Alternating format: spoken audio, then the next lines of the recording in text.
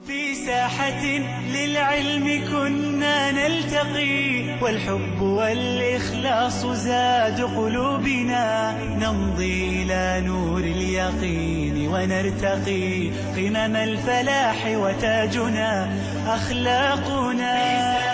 Assalamu alaikum wa rahmatullah, que la paz y las bendiciones de Allah sean con todos ustedes. Bienvenidos de nuevo a Consultas Islámicas, el espacio de Córdoba Internacional, donde hablamos de temas relacionados con el Islam y la jurisprudencia islámica, y también contestamos a sus preguntas que ustedes nos envían. Para ello, tengo el placer, como siempre, de dar la bienvenida a ambos hermanos que me acompañan aquí en plató, Mohamed Said Alias y Tawfiq del Harab. ¿Qué tal? Inshallah, ambos van a contestar sus preguntas que ustedes nos pueden enviar a través de estas vías, estas diferentes maneras que tienen de contactar con nosotros.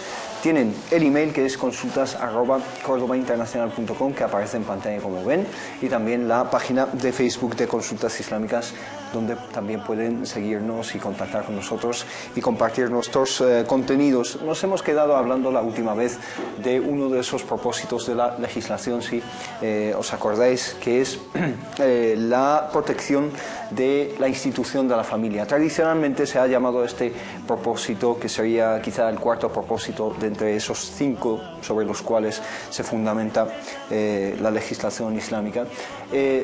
Tradicionalmente se ha llamado la protección del linaje, ¿no?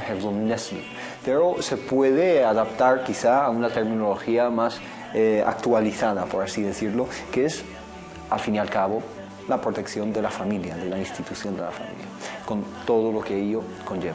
Hablarnos un poco de esto, ya que la última vez no nos hemos extendido quizá lo suficiente en este ámbito. En el nombre de Allah, el clemente, el misericordioso, alabado sea Allah subhanahu wa ta'ala. Paz y bendiciones sobre su último mensajero, el profeta Muhammad, sobre su noble familia y sus nobles compañeros, y sobre todos nosotros que estamos siguiendo su sunnah hasta el día del juicio final. Amén. Dentro de esta legislación islámica y sobre todo su filosofía, o bien dicho sus maqasid, sus objetivos y propósitos, nuestros sabios lo han catalogado como darurat. Más que objetivos, son algo de esto depende la vida, son esenciales, necesarios para la vida misma. Han resumido, ya hemos dejado claro que esos son los más esenciales o los más importantes, y dentro de ellos también podemos sacar otros objetivos. Hemos mencionado unos cuantos. Exacto. Como pero esto es la libertad, la justicia, la igualdad, la dignidad.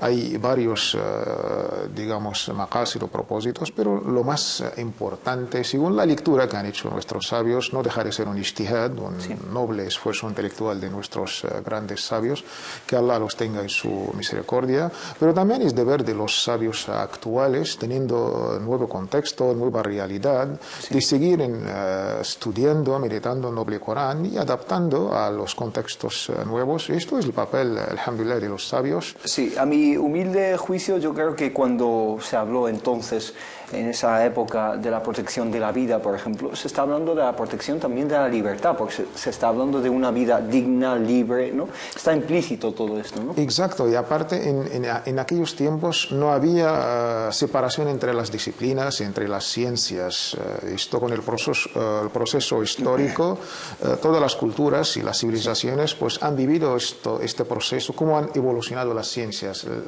El propósito de la libertad lo encontramos más bien en otro departamento, que es Tawhid, que es el credo, las ciencias. Suena un poco, alguien puede quedar sorprendido, pero la libertad se ha investigado, pero muy a fondo, en el apartamento de la teología, de Tawhid.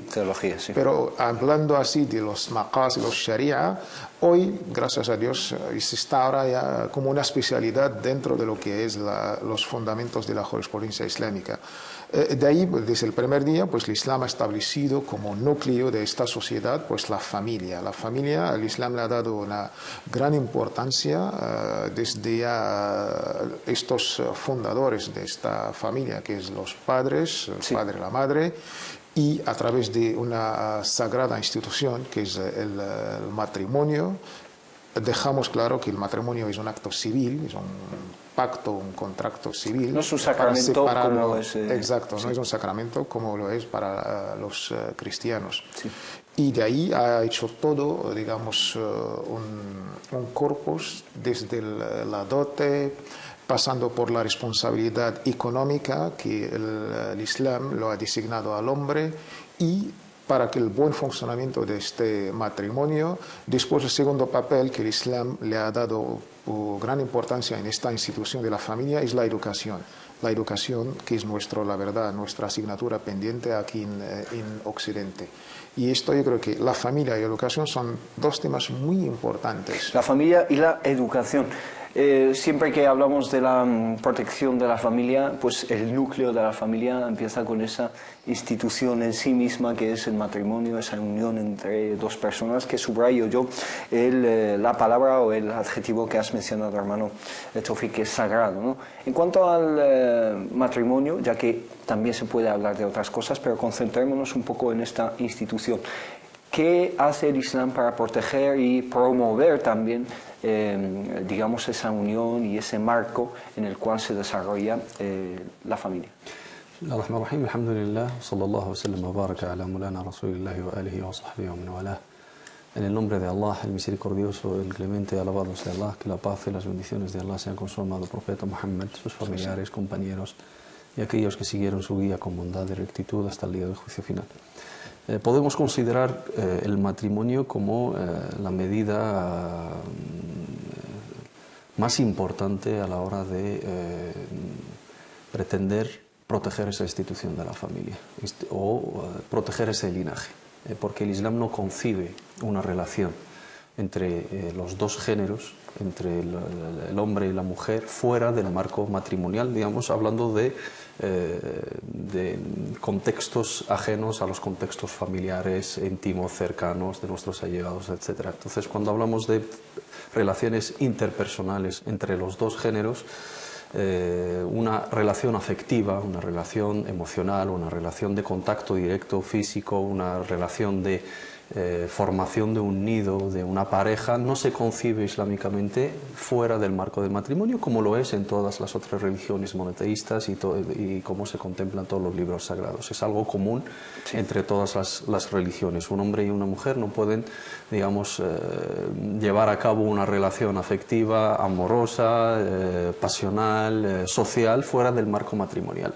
Por lo tanto, la medida estrella o la medida más importante a la hora de proteger esa institución de la familia o ese linaje o ese honor es obligar a las personas a pasar por ese filtro del matrimonio, que es un marco reconocido socialmente, un marco reconocido jurídicamente, un marco reconocido religiosa y espiritualmente, en el cual se contemplan derechos y obligaciones. Ambas partes que conforman esa unión humana, pues cada uno tiene una carga, una responsabilidad, unas tareas, unos roles y unos derechos y unas obligaciones, basado siempre sobre la misericordia, el entendimiento, la compasión, y también se busca en él una aceptación y una armonía y un consentimiento mutuo, y también se busca una compatibilidad. ¿Por qué? Porque es la base de toda la sociedad. Un buen matrimonio y una relación de pareja digamos, fundada o fundamentada sobre un estamento, digamos, firme y completo, ¿no?, y íntegro, que es el matrimonio, va a tener éxito, va a tener continuidad, va a tener unos buenos frutos. El Islam insiste en la capacidad de ambos cónyuges, no permite el matrimonio entre dos personas. ¿Qué capacidad? Capacidad mental, capacidad física, capacidad económica, compatibilidad social y lo más importante y lo que más incide en ello el Islam es la capacidad religiosa o el nivel religioso de ambos cónyuges. Cuanto más religión, cuanto más valores, cuanto más espiritualidad tienen ambas partes en esa unión, mejor se va a desarrollar esa relación. El profeta Muhammad ﷺ, cuando recomienda a los jóvenes musulmanes apresurarse o tener en cuenta la vía del matrimonio, en el momento de poner condiciones y requisitos en esa pareja o en esa persona que va a completar, digamos, esa unión, insiste en el aspecto religioso. فاظفر بذات الدين تربت يداك. تنكح المرأة لأربعة. Cualquier mujer, lo que más se busca en ella pues es su belleza, su linaje, su riqueza y su din, y sus valores, su religión, su educación. El profeta Muhammad sallallahu nos recomienda siempre fijarnos más en el aspecto religioso y espiritual, si esa mujer tiene valores. Una persona que no tiene nada de eso, pues es difícil concebir una atracción entre ambas. Por supuesto, por supuesto. Y al contrario también, pues en la otra parte, el profeta Muhammad sallallahu a la hora de recomendarle a las hermanas el prototipo, ¿no?, de hombre que sería bueno para formar una familia, pues también insiste en que sea una persona religiosa, una persona que tenga esos valores, porque esos valores le van a llevar a respetar esos derechos y esas obligaciones, a luchar por los objetivos de ese matrimonio, a hacer de esa unión familiar un nido de paz, de armonía, de misericordia, de refugio espiritual, y también nos va a dar unos frutos beneficiosos a nivel de la buena educación, de pasar unos buenos valores a esos niños que van a ser, inshallah ta'ala, el futuro de la comunidad y del conjunto de la sociedad. Barakallahu fik, hermano Taufik, esto que dice el hermano Said es muy bonito, muy atractivo en lo teórico. Si nos fijamos en la realidad de las sociedades musulmanas, muchas veces vemos todo lo contrario. Es decir, esto que nos enseña el profeta Muhammad sallallahu alaihi wasallam de aceptar a una persona basándonos en sus valores, basándonos en su carácter, en su forma de ser, casi nunca se cumple. Existen unas condiciones totalmente imposibles incluso para algunas familias, dotes que llegan a unas cuantías estratosféricas, y por eso vemos un fenómeno en las sociedades musulmanas, que es que los jóvenes ya no se casan no porque no quieran, es que no pueden. Pues datos incluso de estudios sociológicos a este fenómeno, pues la verdad son alarmantes. Desde ya la edad de casarse, pues ahora ya ha sobrepasado aquella edad de nuestros padres o de nuestros abuelos. La vida misma, con esta velocidad, con estos valores nuevos de esta sociedad tecnológica, la televisión, que ha adquirido otros tipos de ver la futura familia, y de ahí pues el mundo se ha globalizado. Los musulmanes no están viviendo en otro planeta, y por alejarse de estos valores que emana nuestra amada y querida región islámica y estar inmersos en este mundo, en esta tecnología, pues es lo que hay. Pero es lo que hay, ¿lo estás justificando? ¿Es una justificación? No es justificación. Al no vivir en otro planeta podemos adoptar estos valores hacer la lectura que nos están destruyendo. Hacer la lectura correcta para tener conciencia de la enfermedad. Si no estamos conscientes de la enfermedad y si vamos a fingir otras cosas, no podemos curar y buscar la medicina correcta. Esto es el mejor paso. Hacer un diagnóstico correcto de lo que está pasando en nuestra juventud, de lo que está sufriendo nuestra sociedad, y hacer autocrítica, y de ahí ir a estos valores, rescatarlos y reivindicarlos. ¿Por qué hemos fracasado? Porque ahora las cifras del divorcio no es de la misma manera que aquí en Occidente, pero no dejan de ser cifras alarmantes. Fracasos de familias, niños que se han quedado pues sin su hogar o sin sus padres por problemas, por estos valores que son, digamos, totalmente ajenos a los valores de la familia tradicional, y también la presión de la vida económica. Y creo que esto, un joven después de una edad, más bien en el caso femenino, se le plantea terminar los estudios o ir por la vía del matrimonio, y se le plantea como dos cosas incompatibles. Ya sabemos que el Islam habla, como bien ha dicho el hermano Muhammad Said, de estos hadices, de estas aliyas. Aparte, casi todos los profetas y mensajeros se han casado, excepto, me parece, Zacarías y Jesús, la paz sea sobre ambos, que son la excepción, no son la norma. Y de ahí es Zacarías se ha casado, Yahya. Perdón, su hijo Yahya, Juan el Bautista, que la paz de Allah sea sobre ellos, sobre nuestro amado Jesús, Cristo, la paz sea sobre ambos. Pero todos los profetas se han casado y los mensajeros se han tenido hijos. De ahí es sunna también de seguir sus ejemplos, y sobre todo nuestro amado y querido mensajero Muhammad, la paz sea con él. Y yo creo que esto debemos ser conscientes como musulmanes que somos, pues nuestros valores son estos. ¿Cuáles son? Recuérdanos estos valores. El valor es de el ser humano por naturaleza divina y por naturaleza sociológica, pues debemos hacer o formar esta familia. Y cuando me planteo la pregunta, ¿por qué me voy a casar o por qué voy a tener una familia? Lamentable que nuestra juventud musulmana en este caso se plantea el matrimonio de manera solamente por no caer en el adulterio, en la fornicación. No se casa por estos valores que habla Muhammad. Como un proyecto de futuro. Proyecto de futuro, sí. Seguir la sunna, establecer la ley divina de Allah subhanahu wa ta'ala, fundar una familia para el bienestar de esta sociedad y tener unos hijos y educarles.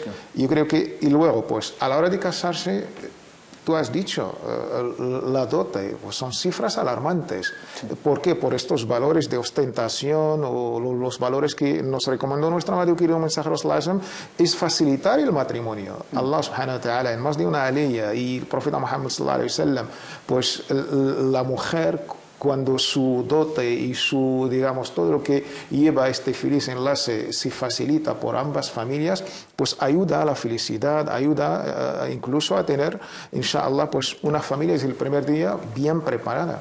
Barakallahu, que has dicho algo muy importante, y es que vivimos en el mismo mundo que el resto de las sociedades, y es un mundo egocentrista. El egocentrismo quiere decir que exigimos nuestros derechos, pero no estamos muy preparados para cumplir con los derechos de los demás. ¿Cuáles son los derechos de los componentes de la familia? Padres, madres, hijos, cónyuges. ¿Cuáles son estos derechos que nos enseña el Islam? Porque muchas veces incluso hay una lectura machista de la familia, exigen los hombres sus derechos y no cumplen con los derechos de las mujeres, ¿no? Justamente hace unos días, ¿no?, hemos tratado aquí la consulta de una hermana respecto al hadith de la postración al marido, ¿no? Muchos hombres musulmanes memorizan este tipo de hadices que piensan que les otorgan, digamos, un grado superior en la relación familiar, y entienden también el concepto del qawama, que es una responsabilidad, no va más allá de una responsabilidad, de una carga económica. Lo ven como un privilegio, ¿no? En absoluto, es una carga económica, es una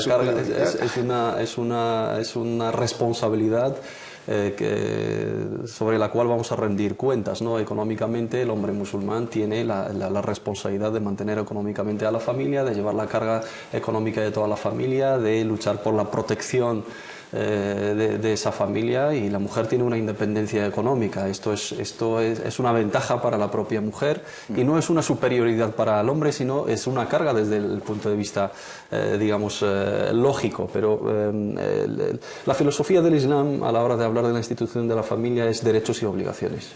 Tanto padres, o sea, los padres están en un grado muy destacado, como hemos insistido muchísimas veces, y merecen la veneración, merecen el buen trato, la excelencia, la benevolencia, etcétera, pero eso no quita que ellos también como padres tienen una carga de educación y de cuidado y de protección a sus hijos. De afecto. Y de afecto también. Ya ayyuhalladhina amanu qu anfusakum wa ahlikum nara kullukum mas'ulun wa kullukum mas'ulun an ra'iyatihi. O vosotros que queréis protegeros a vosotros mismos y a los que os corresponde su responsabilidad, vuestros familiares, mujeres, hijos, del castigo de Allah subhanahu wa ta'ala. Cada uno de vosotros es pastor en su rebaño, una metáfora de cada uno de nosotros es responsable de la responsabilidad que tiene asignada, y rendirá cuenta ante Allah por esa responsabilidad. Lo ha cumplido bien, no lo ha cumplido, es negligente y será responsable. El joven que vino al Jalifa Umar radiyallahu anhu para bueno, un padre vino a quejarse delante del Califa Umar por el maltrato, ¿no?, de su hijo.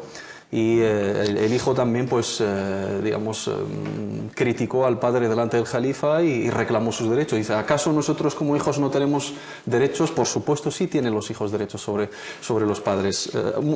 Marido y mujer, lo mismo, derechos y obligaciones, responsabilidad económica, cuidado, pero ante todo, respeto y misericordia y refugio, porque en el momento... Es solidaridad, más por que supuesto. Nada. Es que si reducimos las relaciones humanas a derechos y obligaciones, si no cumples con mis derechos, no cumplo con mis obligaciones, entonces no va a funcionar. Es solidaridad un poco. No tiene también. sentido, porque Allah subhanahu wa ta'ala en el momento de hablar del matrimonio, del niño matrimonio, destca dos aspectos: mawaddatan wa rahma, afecto, cariño, amor y misericordia. Entonces, si no existen estas cuestiones en una relación matrimonial, está totalmente condenada al fracaso. Si es una relación basada sobre los beneficios económicos, una solidaridad económica, yo no puedo hacer frente a los gastos de alquiler solo y no puedo llevar a cabo la vida solo, pues me caso para que la mujer me ayude. O una mujer no puede tener una independencia económica, bueno, ya me busco un marido para que me mantenga. Esa no es la filosofía del matrimonio, esa no es la filosofía del núcleo de toda una sociedad que es la familia, sino todo lo contrario, respeto.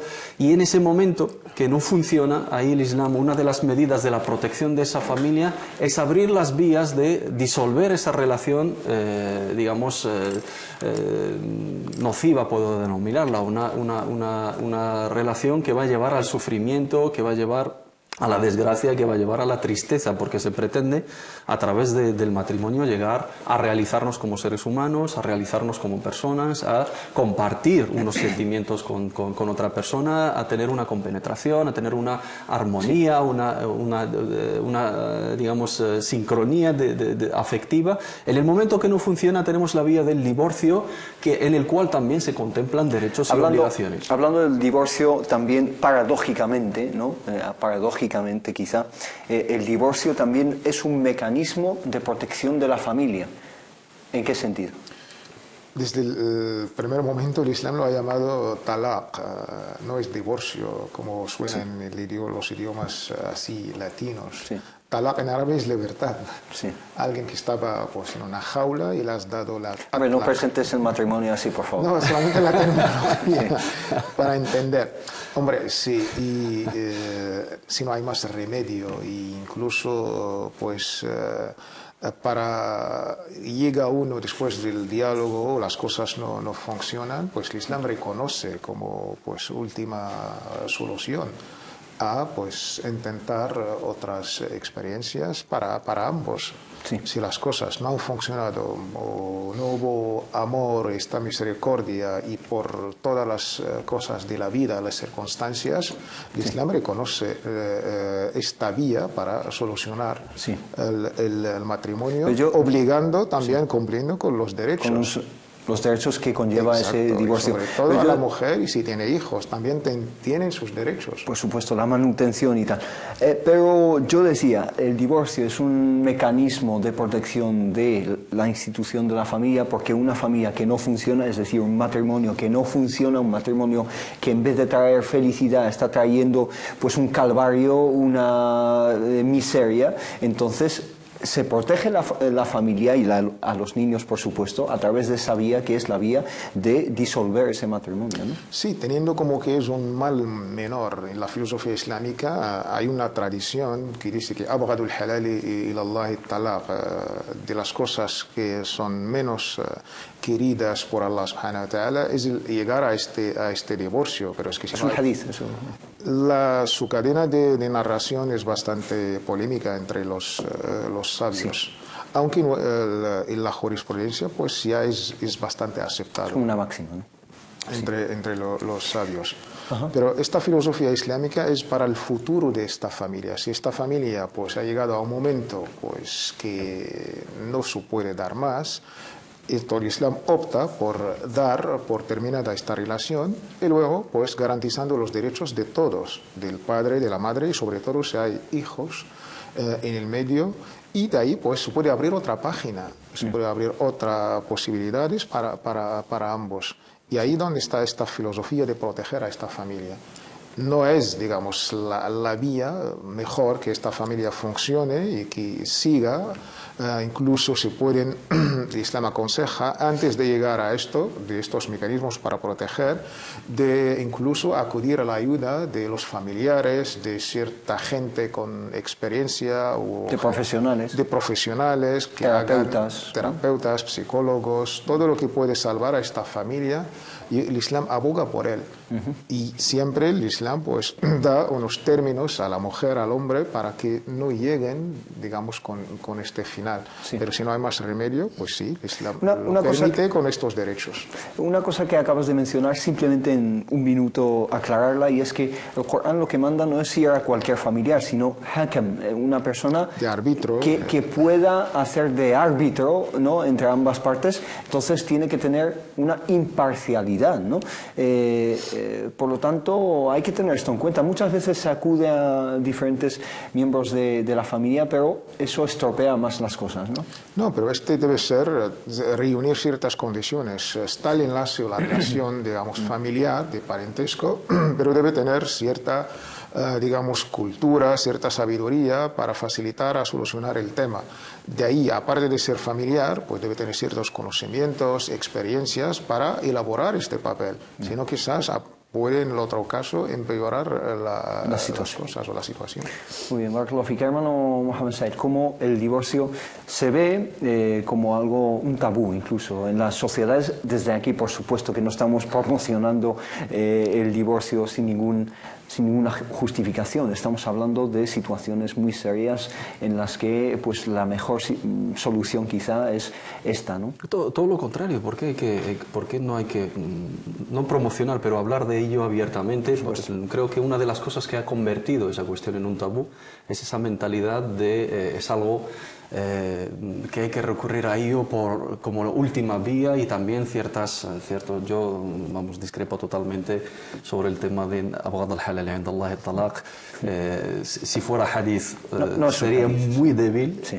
y en todo caso no se consideraría ningún hadith porque contradice la esencia del tashri' del Islam. Sí. Y si fuera abghad al-halal, Allah no hubiese dedicado toda una sura que se denomina talaq, y no hubiese dedicado cientos de pasajes en el Sagrado Corán. Es que el halal nunca es baghid. Lo que es lícito nunca puede ser odiado por Allah subhanahu wa ta'ala. Es una vía, es una solución, como has dicho, una medida para proteger esa familia. Las propias personas, cuando dos personas no funcionan en una relación, las dos están sufriendo, las dos están pasando por un calvario, aparte de los que les rodea, sus familiares, sus hijos. Entonces es una liberación para las dos personas. Y Allah dice en Surat An-Nisa, وَإِن يَتَفَرَّقَا يُغْنِ اللَّهُ كُلًّا مِنْ سَعَتِهِ. También abre la puerta de unas nuevas experiencias para las mismas personas. Que esas dos personas no han funcionado no significa que no van a funcionar en otra relación. No es el fin del mundo. No es el fin del mundo en absoluto. Entonces, tratar el tema del divorcio como un tabú es que, claro, culturalmente en los países de mayoría musulmana, en los países árabes sobre todo, en los cuales se estigmatiza más a la mujer divorciada que al hombre, una mentalidad muy machista, sí, viene de esta cultura de considerar el divorcio un tabú. Pues no. Un crimen, ¿no? Es una legislación divina, es una solución. El Islam es muy abierto en este aspecto en comparación con otras religiones. Sí, y además una cosa realmente alarmante, ¿no? Y es que se pone a la mujer en una situación estresante. ¿Por qué? Porque se le echa la culpa a la mujer. Claro. Si el matrimonio no ha funcionado, tú no has sabido cómo proteger este matrimonio y cómo llevarlo adelante, etcétera. Siempre se culpa a la mujer. Y que nunca va a tener salida, nunca va a rehacer su vida, nunca va a poder casarse de nuevo, porque siempre va a llevar el estigma de la divorciada. Es una fracasada, una perdedora, etcétera. Curiosamente, si volvemos a la primera generación, al mismísimo profeta Muhammad sallallahu alaihi wasallam, vamos a encontrar que se ha casado con más de una divorciada. Y si vamos a ver el estado de los sahaba radwanullahi alayhim, también lo hice. Una mujer se quedaba divorciada, terminaba su idda y ya estaba casada con otro sahaba. No tenían ese complejo de casarse nuevamente con una persona divorciada. La mujer divorciada no tenía ese complejo de que llevaba, y aparte eran tan valientes de ir al mismísimo profeta Muhammad sallallahu alaihi wasallam. Estamos hablando de hace 1400 años. Sí. Ir al profeta Muhammad sallallahu alaihi wasallam y solicitarle el divorcio en una relación que no estaba ahí a gusto, simplemente porque no quería a la persona. Sí. Y la jurisprudencia islámica le otorga el derecho a la mujer musulmana, contempla ese derecho de que ella termine esa relación cuando no esté a gusto, si sus derechos no son contemplados, es un divorcio forzoso por la justicia. Sí. Pero en el caso de que ella no quiera seguir con esa relación, hay mecanismos, hay pautas que también le dan ese derecho de terminar una relación que no le aporta a esa persona. Tampoco tomar tomárnoslo a la ligera y jugar con el honor, que es todo lo contrario de ese propósito de salvaguardar el honor, el linaje, proteger a la institución de la familia, proteger las relaciones entre los dos géneros, pero es un gravísimo error tratarlo como un tabú. Y no convertir el matrimonio en esa jaula de la que hablaba la hermana Sofi. Barakallahu fikum, nos vamos a una breve pausa y volvemos enseguida en Consultas Islámicas contestando a las preguntas que ustedes nos envían. Salam alaikum. ساحة للعلم كنا نلتقي والحب والإخلاص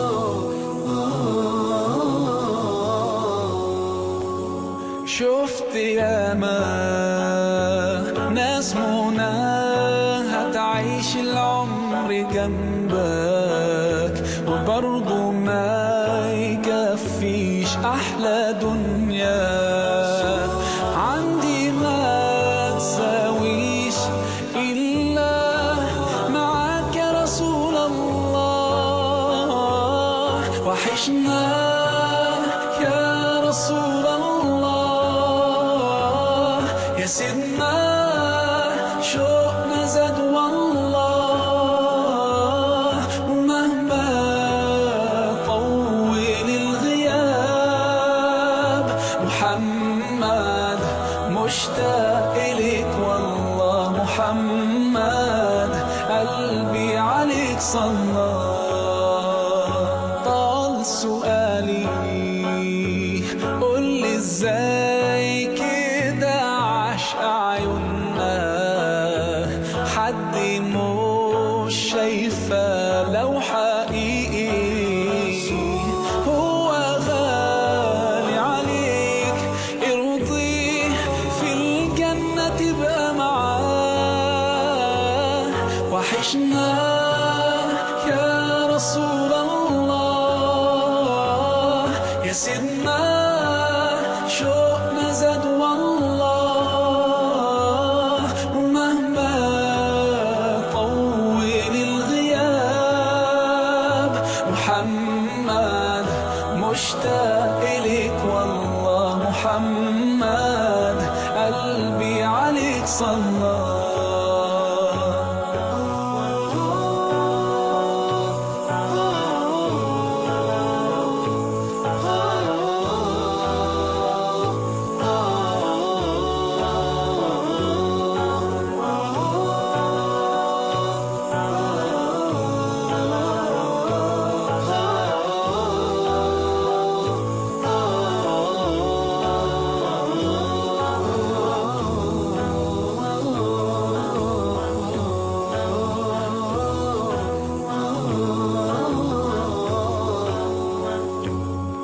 ده أنا زاد في قلبي حنين ودموعي مالية العين طمعان بقالي سنين إني أزور المصطفى مرة إني أزور المصطفى مرة وحشنا يا رسول الله يا سيدنا شوقنا زاد والله ومهما طول الغياب محمد مشتاق إليك والله محمد أقصى الله.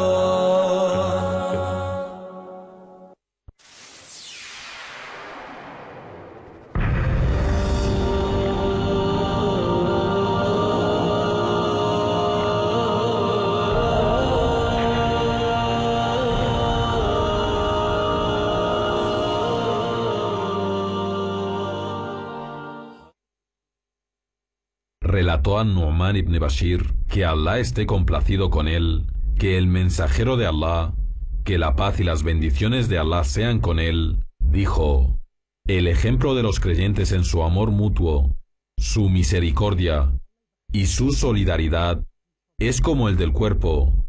Si se queja de algo un órgano, el resto del cuerpo sufre por el insomnio y la fiebre. Al-Bukhari y Muslim.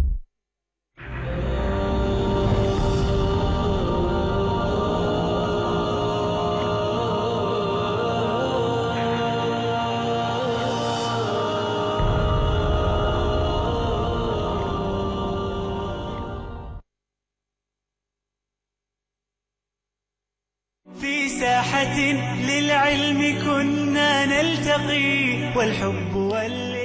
Salam alaikum wa rahmatullah, bienvenidos de nuevo a Consultas Islámicas. En esta segunda parte, como siempre, tratamos las dudas que ustedes nos plantean a través de las vías que aparecen en pantalla enseguida, que son el email consultas@cordobainternacional.com y también la página de Facebook de Consultas Islámicas. Ahí estamos, ahí nos pueden seguir y ahí pueden plantear sus preguntas tanto como comentarios como mensajes privados. Nos pregunta Safa lo siguiente, plantea su pregunta en árabe, intentaré hacer un esfuerzo de traducción y de resumen quizá.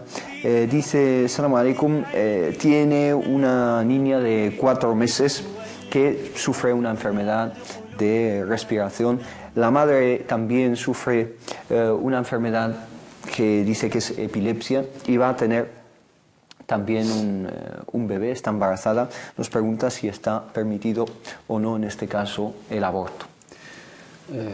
Lo hemos dejado claro más de una vez que el tema del aborto es una línea roja, ¿no? en nuestra religión, es totalmente prohibido, salvo en aquellos casos extremos en los cuales tenemos constancia, ¿no?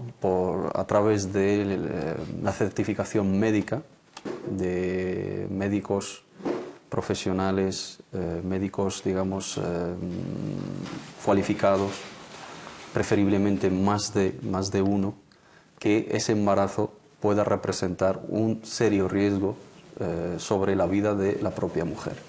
De la madre. De la madre. Salvo ese caso, no se permite en absoluto el tema del aborto porque se considera, digamos, quitarle la vida a un ser indefenso en contra de su digamos, voluntad y se viola el derecho de la vida de ese feto, ¿no?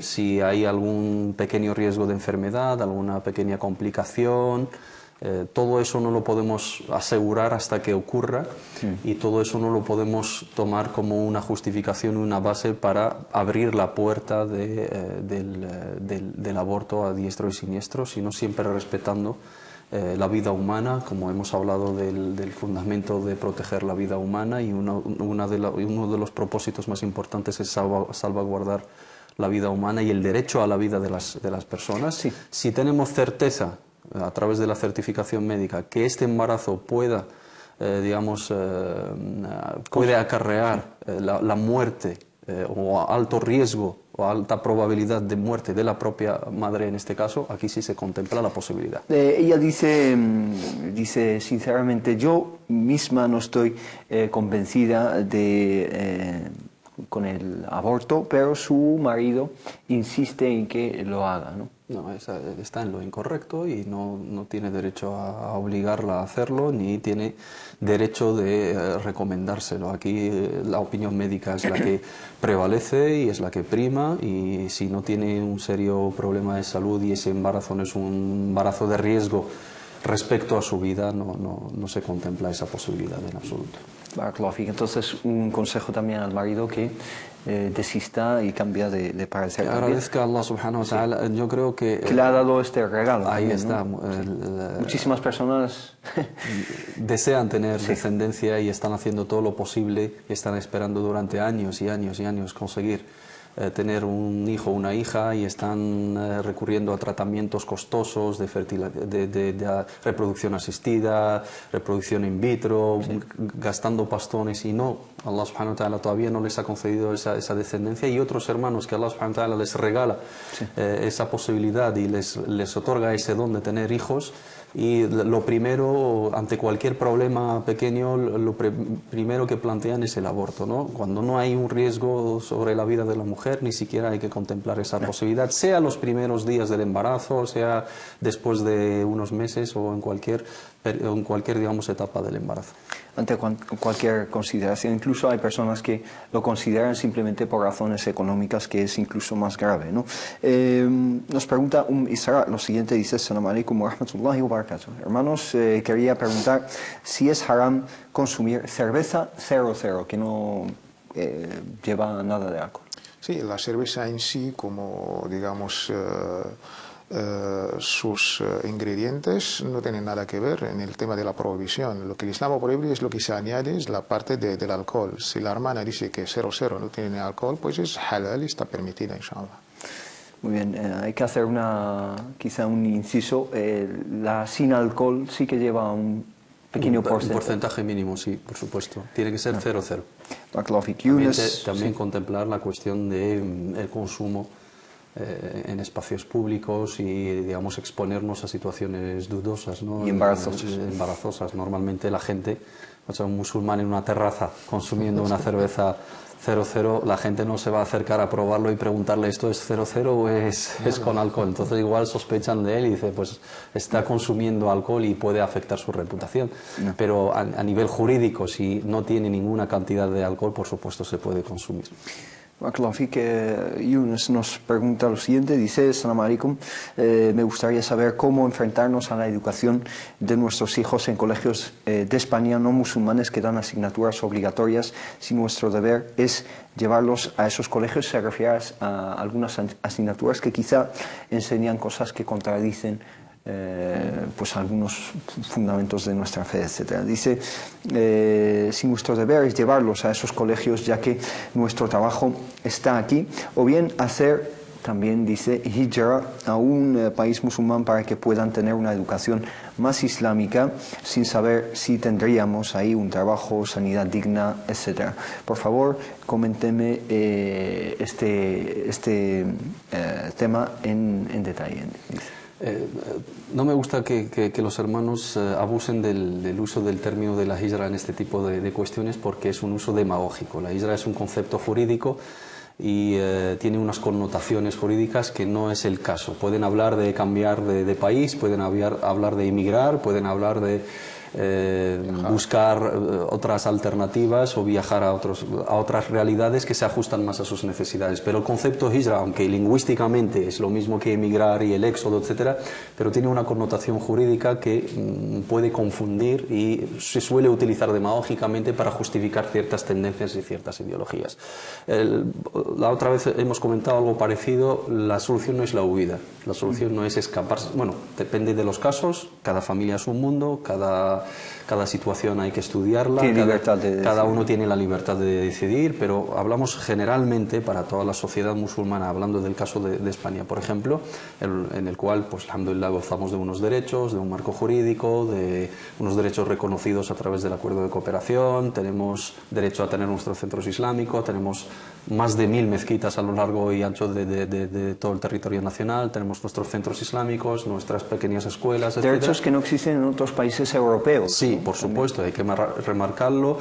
Una ley orgánica de libertad religiosa, un artículo de Constitución que también contempla el derecho de la confesionalidad de cada uno, y un Estado aconfesional, ¿no? Lo que tenemos que hacer es luchar por nuestros derechos en el marco jurídico. Muchos colegios, cuando hablamos de colegios públicos, esos colegios públicos tienen que responder a la normativa estatal y estamos en espacios aconfesionales y colegios públicos en los cuales se tiene que inculcar a nuestros hijos valores universales. Yo en mi casa que enseñe religión islámica a mi hija o a mi hijo, y el hermano católico que enseñe catolicismo o cualquier otra ideología, catequesis y los valores que en su casa. Que haya asignaturas no obligatorias para las diferentes confesiones por igual también se saluda y se requiere, y efectivamente en vez de enseñarles la religión clandestinamente en ciertas mezquitas o siguiendo un currículum un poco cuestionable, etcétera, que se enseñe o desfasado, que se enseñe en la escuela como asignatura también optativa o a elegir. Que son colegios concertados y de entrada ya sabes que tantos musulmanes o católicos, pues cada uno es libre de enseñar en ese colegio lo que se adecua a su confesionalidad y a su religión. Pero se adecua a la ley también, a la ley. Son financiados también a través del Estado y con los impuestos. Lamentablemente no pasa con las otras religiones, sino simplemente con la religión católica. Se respeta, pero también hay que reclamar nuestro derecho como musulmanes o como otras confesiones. Pero en los espacios públicos, en los colegios públicos, en un estado confesional, lo suyo es que no haya presencia de ninguna religión por encima de las demás. Se puede hablar de religiones desde la perspectiva histórica, antropológica, cultural, etcétera, pero todas por igual.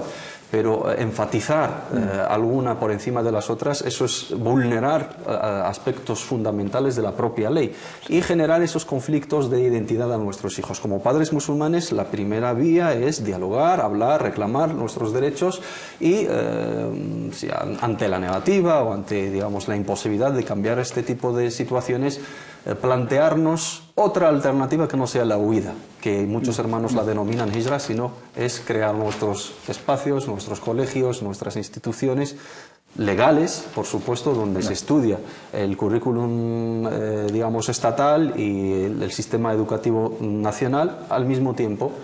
Y paralelamente podemos inculcar los valores del Islam, o al menos que nos impartan asignaturas que son contradictorias a nuestras creencias, que luego en casa no genere un conflicto no identitario para nuestros hijos y tengas que digamos, destruir todo lo que se estudia en casa o en colegio, o en el colegio se destruya todo lo que se enseña en casa. Muchas veces los padres se ven abrumados con ciertos temas que no saben cómo tratar con sus hijos. Quizá antes de la formación de los hijos también es muy recomendable la formación de los padres también, ¿no? En el arte de educarlos a los niños. Algo que añadir, hermano Taufik, acerca de esta, digamos, este dilema que se plantea entre muchas familias. Sí, me hubiera gustado tratarlo desde el punto de vista de ciudadanos. Somos españoles, musulmanes, y como ciudadanos que somos, con todos los impuestos que pagamos, yo creo que podemos exigir y reivindicar nuestros derechos. Teniendo en cuenta, y hay que dar las gracias a Dios, estamos en un país aconfesional y también la educación es universal, y esta universalidad de la educación en otros países es casi un sueño. Que hay logros que hay que también reconocer y de ahí pues ser agradecidos. Por supuesto. Y también teniendo en cuenta que la comunidad musulmana aquí, todos estos ciudadanos musulmanes, que son ya casi alrededor de 2 millones de españoles musulmanes, que son cifras importantes, están haciendo una labor, yo creo que están en el, digamos, en el buen camino. Desde los acuerdos de 92 se ha reconocido pues el Islam y el estatuto de los musulmanes con ciertos derechos, y sobre todo en tema de la educación de la religión islámica está reconocida, y después hay otra ley orgánica que es la ley del 96 donde el Estado reconoce pues la financiación a los docentes de educación islámica y los colegios públicos. Esos son logros y leyes. ¿Se han cumplido o no se han cumplido? Ahí está el deber de reivindicar de la comunidad islámica, y con la voluntad política, a veces presente, ausente, pero esto es la lucha y que hay que reivindicar. Teniendo en cuenta el marco español en concreto, tenemos los colegios públicos, los colegios privados y los colegios concertados. En estos tres, pues ahí donde está la presencia, digamos, de la comunidad musulmana. Yo creo que eso solo puede estar presente en dos, ¿no? Concertados y privados. También hay unos cuantos en los colegios de ciertas órdenes religiosas. Sí. y respetan también pues las creencias islámicas. Sí. Me consta, sobre todo en el caso catalán que yo conozco bastante, pues se respetan y en la hora del catequismo, estas cosas, pues se le da otra alternativa como ética o cualquier otra alternativa. De ahí también el Estado ha reconocido el currículum islámico escolar de primaria y secundaria. Está publicado en el BOE, que todos estos son logros. Lamentable, la propia comunidad musulmana desconoce todo esto de lo que estamos hablando. Desconoce el artículo 27, 1, 2 y 3, donde nos da como padres el derecho de inculcar los valores, la religión a nuestros hijos. Desconocen todo lo que, esto lo que hemos explicado. Y cae, pues, y termino, pues la última alternativa es ahora que la propia comunidad musulmana, no solamente con sus números demográficos, que tenga también sus propios colegios, su propio instituto y su propia universidad. ¿Qué cuesta todo esto? Plantearlo. Hay que preguntarse por qué estos 2 millones que hablamos cuantitativamente muchas veces, pero no cualitativamente, ¿por qué estos 2 millones no conocen estos derechos y estas leyes, estos artículos, etcétera, ¿no? Nuestros representantes, nuestras instituciones, etcétera, etcétera. Vamos a pasar a otro tema que nos plantea Sheima. Dice: Salam alaikum, me gustaría consultarles una duda que tengo y espero inshallah que con vuestra ayuda pueda resolverla. Me gustaría saber el delil, ¿no?, en la prueba de si está o no está permitido que hombres y mujeres estén juntos en una charla o conferencia, etcétera, todos en la misma sala sin ningún tipo de separación. Hablar de esto. La prueba, ¿no?, y el dalil, el argumento aquí que solicita la hermana es la propia práctica del profeta Muhammad sallallahu alaihi wasallam y la primera generación, que es la mejor generación de la existencia y la historia del Islam. Khairul quruni qarni, thumma alladhina yalunahum, thumma alladhina yalunahum. Una mejor generación es la mía, dice el profeta Muhammad sallallahu alaihi wasallam, y luego la que la sigue, luego la que la sigue. En presencia del profeta Muhammad sallallahu alaihi wasallam, y la mezquita, la segunda más importante del Islam después de la mezquita sagrada de Meca, estaban presentes mujeres y hombres en las charlas del profeta Muhammad sallallahu alaihi wasallam, en sus khutbas. Por supuesto, las mujeres estaban, digamos, en la parte final de la mezquita por una cuestión obvia de evitar ese contacto directo, y también porque los rezos tienen unas ciertas inclinaciones y un cierto contacto físico, movimientos, pues que se evita, ¿no? Pero estaban presentes, las veía el profeta Muhammad sallallahu alaihi wasallam, veían al profeta, veían al resto de los compañeros. Y ¿Había una separación? No había ninguna separación, no había ninguna cortina, ni ninguna pared, ni ningún habitáculo, digamos, separado, ni ninguna separación de ninguno de los tipos. Escuchaban la voz directa del profeta Muhammad sallallahu alaihi wasallam, veían directamente al profeta Muhammad sallallahu alaihi wasallam, se levantaban en mitad de una charla y preguntaban y planteaban sus dudas, les respondía el profeta Muhammad sallallahu alaihi wasallam, pero siempre con el recato, la decencia, el respeto, los modales que son propios de una mezquita, de una charla, de una conferencia islámica, de una conferencia en una universidad, etc. Tenemos que cambiar esa mentalidad un poco sexual de siempre concebir cualquier contacto entre hombres y mujeres siempre con una mala intención.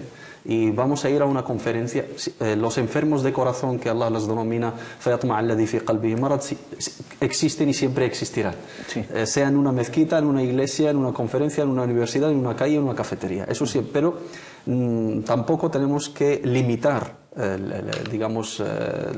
nuestros movimientos acorde a aquellas personas enfermas de mente y enfermas de corazón. Siempre tiene que haber un recato. Cuando dices enfermo de corazón, no te refieres no a una enfermedad cardiovascular, sino a una persona obsesionada siempre en reducir las relaciones intrahumanas a este ámbito sexual obsceno. Sí, a una anomalía moral, no a anomalía patológica, digamos, cardiovascular, por supuesto.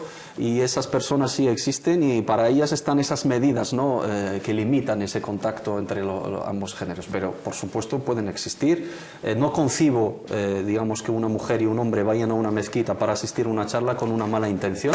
Si existen, Allah subhanahu wa ta'ala sabe de sus corazones, pero jurídicamente no hay ningún impedimento, pero sí culturalmente y luego por exigencias de la distribución de nuestros centros, en las mezquitas actuales pues se separa entre mujeres y hombres porque no hay un espacio común, Y otra prueba es la mezquita al-Haram, el tawaf y el rezo se lleva a cabo comúnmente. Se ha convertido esa separación en la regla y no la excepción, mientras que es al revés, me imagino, ¿no? Porque el profeta Muhammad sallallahu alaihi wasallam y las primeras mezquitas fueron concebidas y construidas sin esa separación, y se olvida mucha gente de esa mezquita arquetípica original y se piensa que la separación es el origen y es sí, y no podemos ser más la base, ¿no? Por supuesto, la base es el ejemplo es el profeta sallallahu alaihi wasallam. El ejemplo es la primera generación. No vamos a ser más piadosos, ni más virtuosos, ni más temerosos a Allah subhanahu wa ta'ala. No vamos a tener más conciencia que Abu Bakr y Umar y Ali y Uthman